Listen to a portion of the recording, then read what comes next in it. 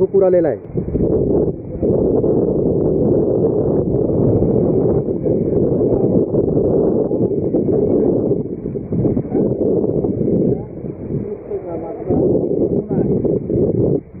हा इथे झालेला लेआउट आहे शेती या ठिकाणी होऊन आज बांधकाम सुरू आहे. खऱ्या अर्थाने यामध्ये फार मोठं सिंडिकेट काम करत आहे. मी पालिकेमध्ये गेल्या जनरल सभेतही मांडलं व 6 महिन्यापासून याचा पाठपुरावा करीत आहे. हा 135 गट नंबर म्हणजे पूर्णतः पाण्याने व्यापला गेलेला आहे. याला सर्वप्रथम नगर परिषदेने ह्या वेळेला 2020 साली पहिलं टेंटेटिव्ह एक हरकत प्रमाणपत्र दिलं. मात्र या गंगानगरमधील संपूर्ण रहिवाशांचा विरोध पाहून त्यावेळेला तत्कालीन मुख्याधिकाऱ्यांनी ते टेंटेटिव्ह नाकारलं.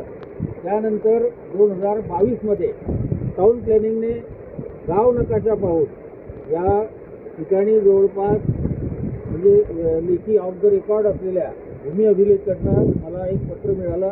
ज्यामध्ये 40 ते 45 फुटाचा हा नाला शेताच्या अधोमध भागातून जातो अशा प्रकारची त्यांनी पंचनामा स्थळ निरीक्षण करून पंचनामा करून एक कॉपी एक पत्र मला दिलं.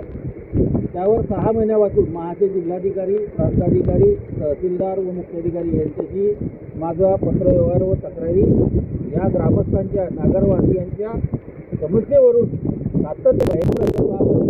2024 साली सावदा नगरपालिकेने याला अंतिम मान्यता देऊन हा भूखंड शेतीकडे वर्ग केला. आज आपण याची परिस्थिती पाहत आहोत. गेल्या 4 दिवसापूर्वी सुद्धा माझे जिल्हाधिकारी व टाऊन प्लॅनिंगच्या विभागाकडनं मला आलेला पत्रव्यवहार त्यामध्ये सुद्धा त्यांनी नमूद केलेलं आहे की हे नगर परिषदेने स्थळ निरीक्षण करण्याची खऱ्या अर्थाने गरज होती. तिथे कुठलंही स्थळ निरीक्षण न करता बोभाट यांना कुणाच्या हेतूसाठी व स्वार्थासाठी या लेआउटला मान्यता दिली. तो फार मोठा अनाकलनीय विषय आहे. संशोधनाची बाब आहे. इथे लोकांची प्रत्येकाला एका नवीन संघर्षाला तोंड द्यावं लागत आहे. जे रहिवासी या ठिकाणी येतील या क्षेत्रामधून अधोमत याचं क्षेत्र केवळ 52 गुंठे आहे. त्यामध्ये त्याचा भाग 11 गुंठे व 2 गुंठा रस्त्याच्या अधोमत शासन नियमाप्रमाणे नैसर्गिक नाल्यांचा प्रवाह हा बंद करता येत नाही, तो बदलता येत नाही. या ठिकाणी मात्र एक नवीन उदाहरण आपल्याला सेटअप झालेलं दिसत आहे. प्रवाहही बदलला, नाल्याची नाली झाली तुम्ही बघू शकता. 45 फुटाचा नाला असताना केवळ 4.5 ते 5 फुटाची नाली तयार करण्यात आली. तो संपूर्ण भूखंड त्यांनी शेती करून दिला. या भूखंडाचं श्रीखंड खातंय कोण?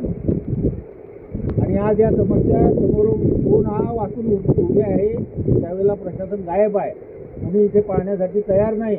या नागरिकांनी कर देऊन या ठिकाणी आपली निवासस्थानं उभारली. त्याचा तो भाग होता का? पालिकेने त्यांना सोयी सुविधा उपलब्ध करून देण्याऐवजी त्यांच्यासमोर समस्यांचा मोठा महाटोकर उभा केला आहे. मागणी करतो की आजच्या आज ज्या पद्धतीने यावल नगर परिषदेने एका दिवसामध्ये मुख्याधिकाऱ्यांनी 22 भूखंड जी बिनशेती झाली होती ती तात्काळ त्या ठिकाणी त्याचे आदेश निर्गमित करून त्याला स्थगिती दिली.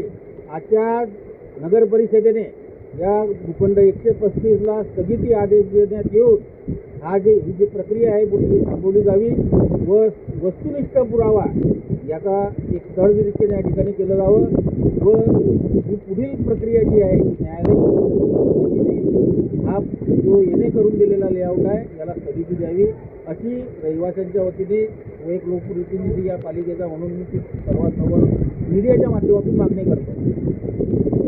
काका